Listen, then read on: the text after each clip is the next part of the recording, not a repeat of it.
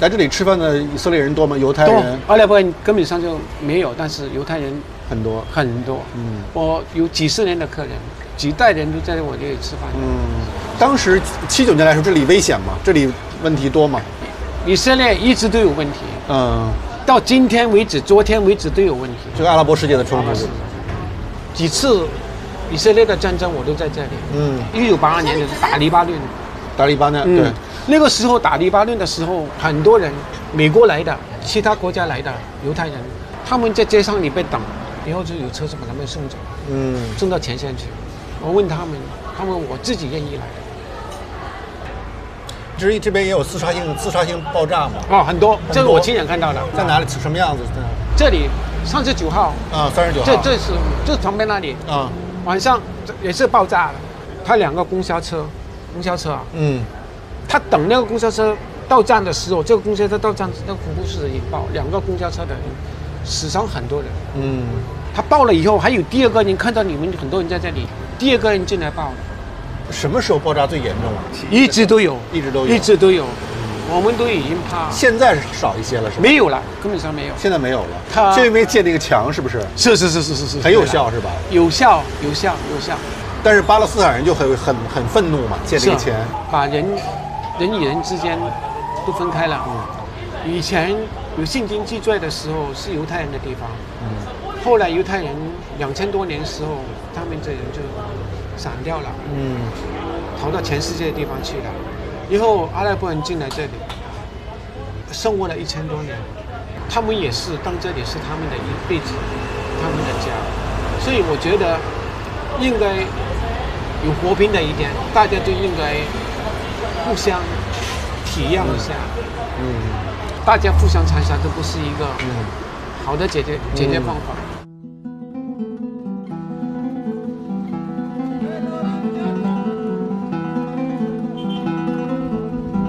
哇，这么高这墙，比那个柏林墙高多了。对啊，高太多了，这得有什么8米、10米高。耶路撒冷是一座有着3000年历史的古城，也是犹太教、基督教、伊斯兰教的发源地。一个小平台，你望出去，居然可以看到2个宗教的地标性建筑物，一个呢是西墙，一个呢是金顶。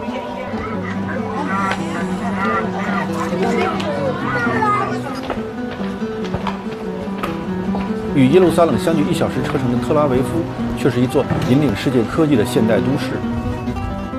我相约赫拉利在这儿再次见面，我很好奇，如此复杂的环境对他的影响是什么。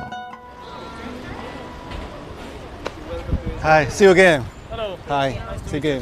See you again. Hey, how are you? Hi. Nice to meet Nice to you. meet you. So where to go? We need the car. Yeah, we are ready. Yeah. Please.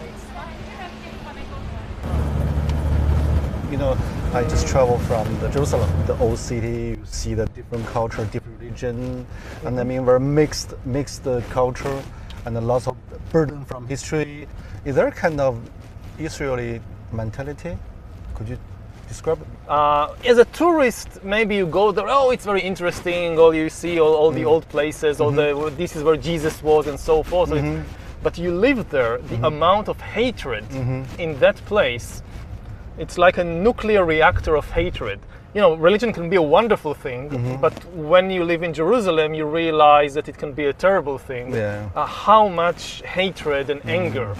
Ideally, a temple or a religious place is a place where you go in order to experience peace and harmony. If you go to a temple and you experience hatred and anger, then this is a dysfunctional temple. It's not working, you know. It's like going to a hospital and getting back even more sick. So Jerusalem for me is a dysfunctional temple.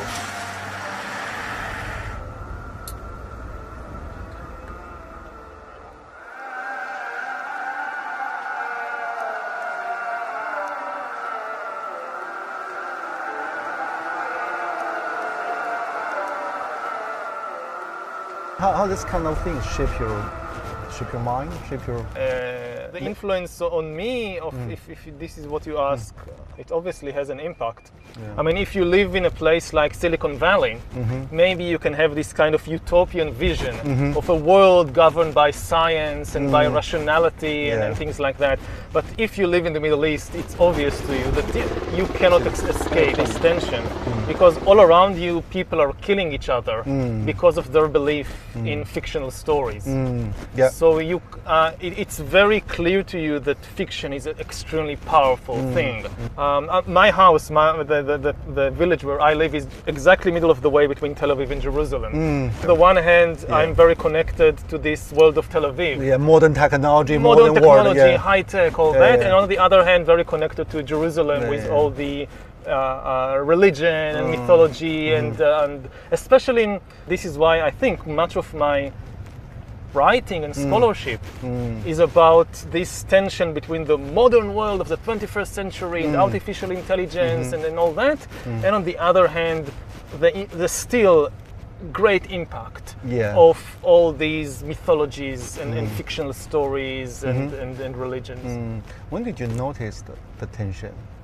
When did you notice the hatred of religions and I think only when I left Israel and I went to do my PhD in Oxford, then I realized how much tension there is in the place where, when you're born into it, you think, well, this is how the world is. And only when you go out, you realize, no, this is not how the world is.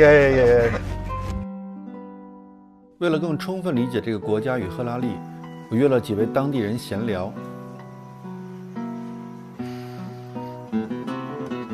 我的朋友王石正在以色列游学，他与我一同前往。007那个谍战片的这个行业，对。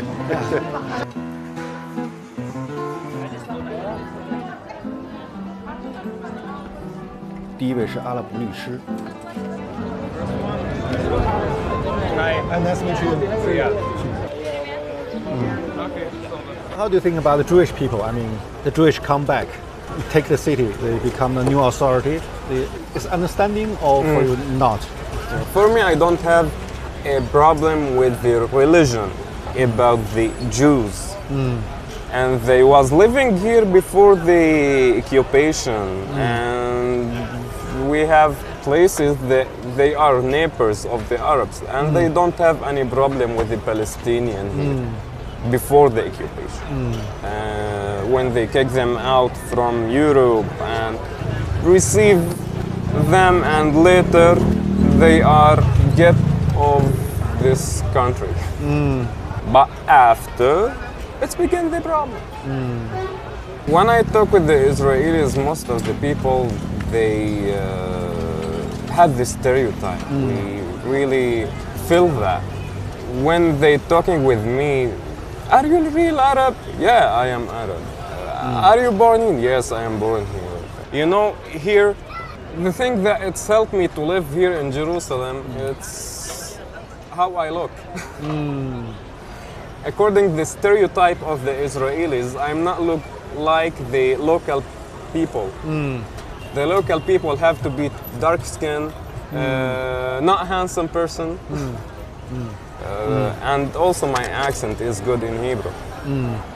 You speak Hebrew? Yeah, of course, because I'm a lawyer. And in a good accent. So what's your nationality? Nationality, I don't have any nationality of any country. It's just residency. If I pass something, if I travel more than 3 or 7 years out of Israel, so they can get the ID, my ID. It's mean they can kick me out anytime. Like that we live. Do you have any solution? I mean, actually, I don't see any solution. I am born here and I love this country. I will not pass to anywhere.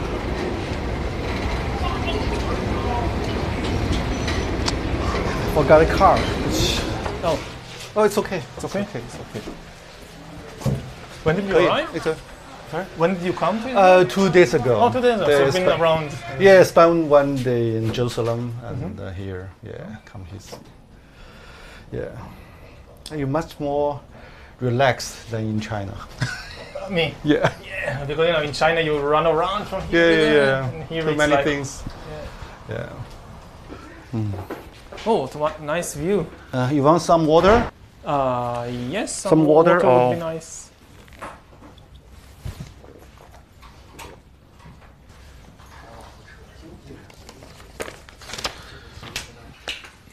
Tell me more about, your self-searching in Oxford, your life, your thinking, your mentality, how the change happened. Yeah. How the change happened. Yeah. Well, I went to Oxford to do my PhD on military history. I was always very interested in the big questions of life. Yeah.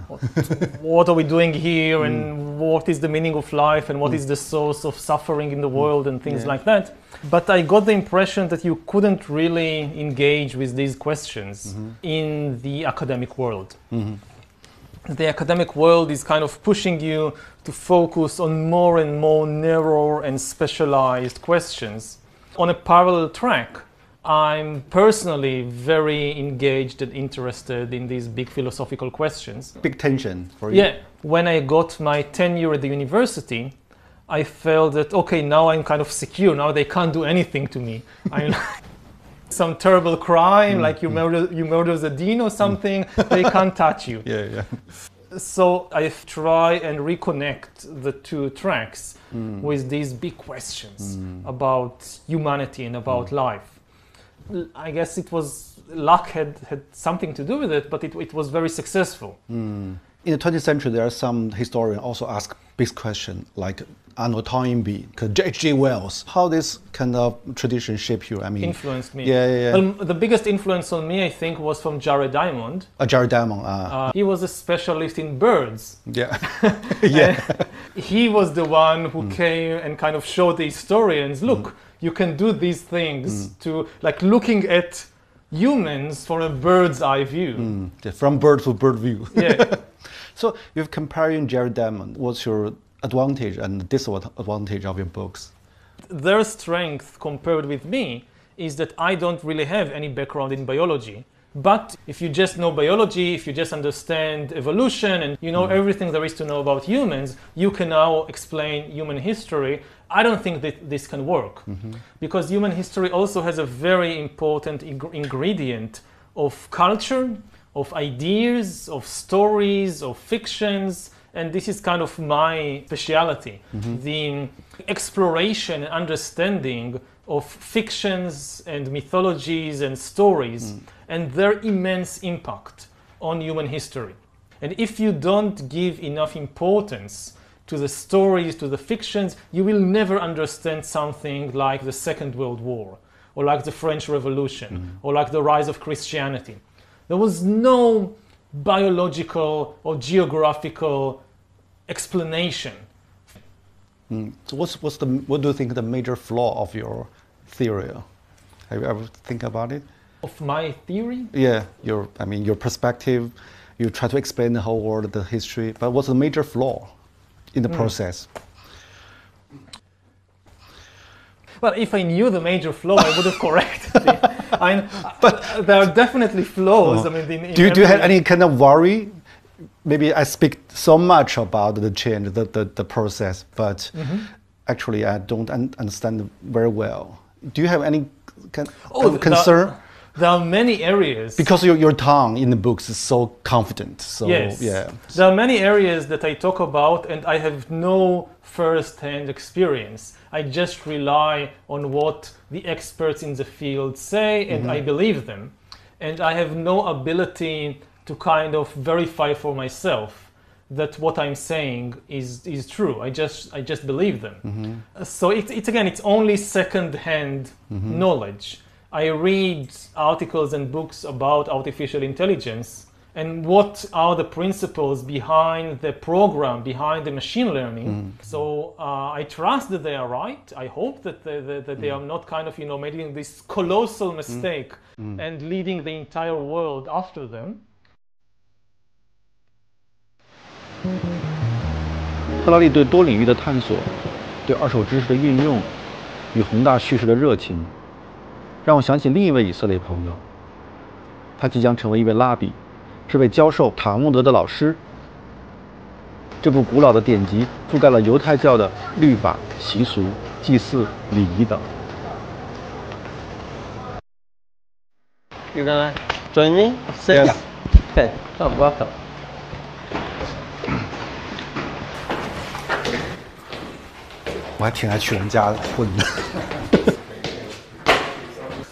Welcome. Welcome, everybody. Maybe say something about yourself. You're from Dutch? Well, I am from a Dutch-German family, but I was born here. Nowadays, I'm studying to become a rabbi, conservative rabbi. How could one be a rabbi? You have to study and you have to pass exams. You compare with the priest for the Christian, similar things or not similar? I mean, the role they played in the social society. I think you know, you are the spiritual leader of the people, and it's a very important job because you're working with people. For us, for outsider, the Jewish education seems very interesting combination. On the one side, it's a quite religious. You stick some everlasting truths. On the other side, the Jewish people seems very open to new technology, new knowledge. So how to explain the combination of this kind of paradox? You know, if you read the Talmud, you can see in the Talmud that they already were very much open-minded. They had already broad knowledge. They didn't say, oh, we only have to confine ourselves to one knowledge, which is the Jewish. We have to understand everything because life is about everything. Talmud is a lot about discussions, open discussions. We bring different ideas and, oh, you heard a story that came from another country. How do we relate to that story? Is it relevant to us? I think that in the Jewish philosophy, and you have to listen to everything, understand other cultures, other people. 2,000 years ago, we were fighting amongst ourselves. And because we were fighting, you know, there were splits in the people, the temple was destroyed. So, you know, I think that the big issue of today is how do we build bridges? You know, how do we educate the next generation? So we build bridges to people who are different than us. And how the Jewish people deal with the trauma? I mean, teach the kids to know the trauma, to know their past. We realized that the stories are very, very important. Everybody started talking about it and understanding that it is important to discuss it. Do you think that Israel today still facing kind of existential crisis? I want to believe that not. I think that, look, there are people in the world that say that they want us to disappear. But I don't think that, you know, practically it's possible. But human beings are not always predicted. What we learn from history is that human beings, that people, never learn from history. So history can often repeat itself because we just don't learn. So we don't look with open eyes of what happened only a few years ago and say, okay, let's do it differently. So I don't know. You know, I don't think that we are today on an immediate threat. But of course, Israelis feel that there is a threat. But I hope and I believe that we are strong enough and we'll be okay.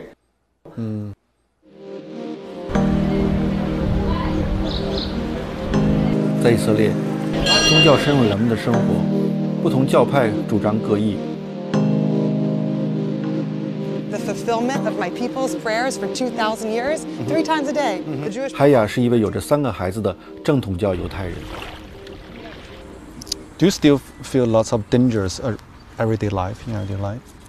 You know, there was a time when there were a lot of car rammings going on in Jerusalem where terrorists would ram their cars into children. That was a scary time.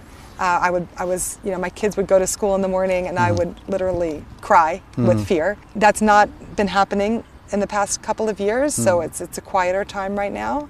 So I don't feel fear. I let my kids roam around freely.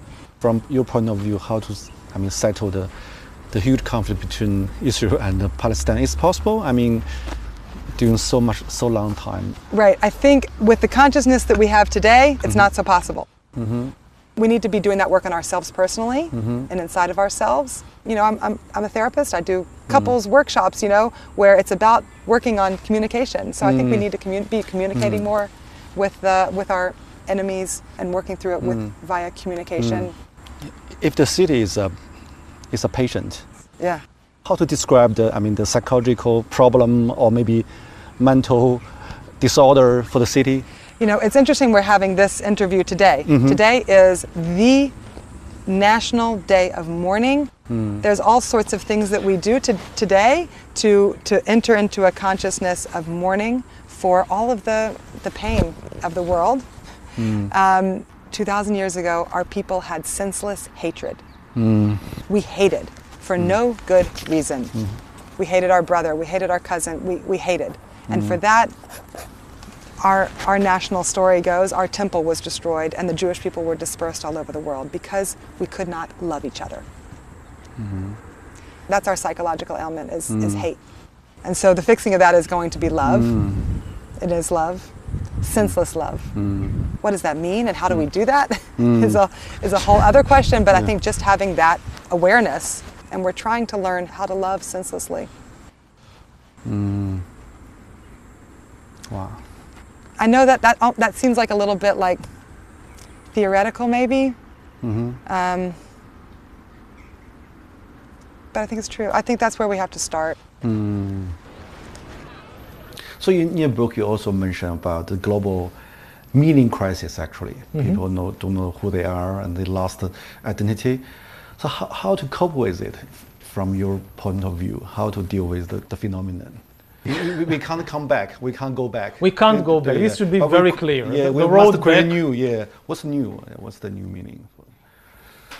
I think that always the key is to get to know ourselves better. When people ask what is the meaning of life, they usually expect to be told some story about the universe, which gives them some role to play.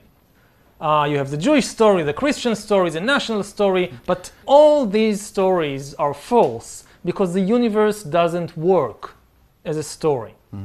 It exists today in the world, not Israel, not Japan, not Greece, not Egypt. None of them existed 5,000 years ago. Humans coming out of Africa, the first art, cave art, the farming, the invention of farming, of agriculture, the invention of writing, of money, the first cities, all these things happened long before any of the nations that today exist appeared.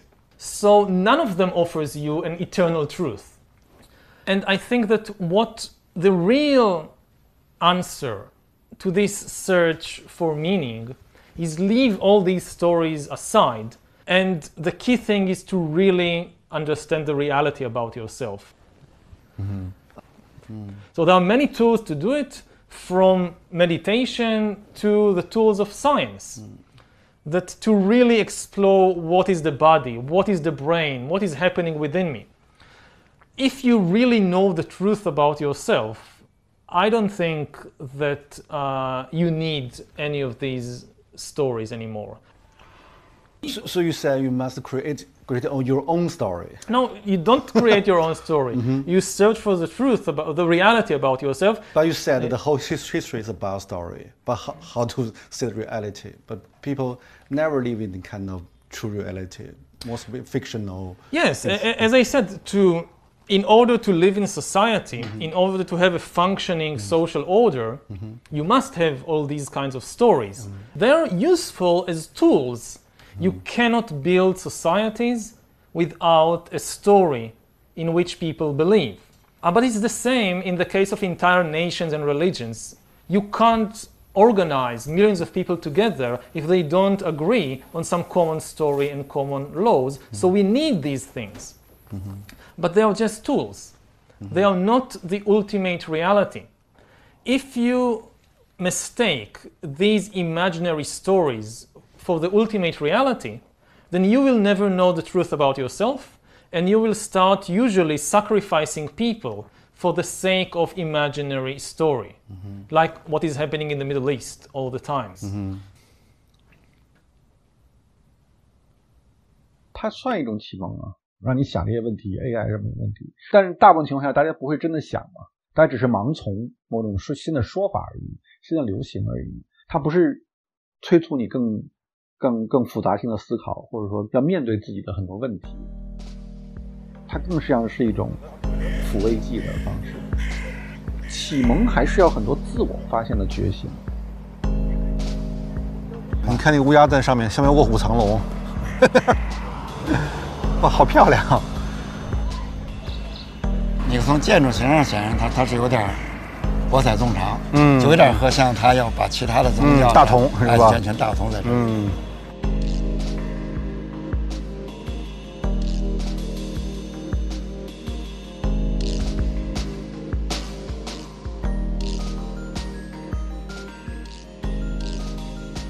Response of your own students' response to your books, are they different from the common readers? It depends. I mean, one of the things that really characterizes Israeli students, they have absolutely no respect for authority.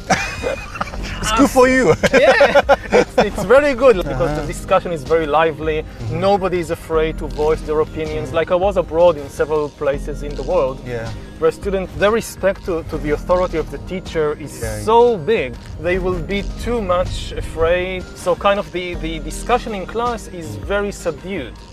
Either nobody says anything, or they just repeat whatever you say, or they say what they think that you want them to say.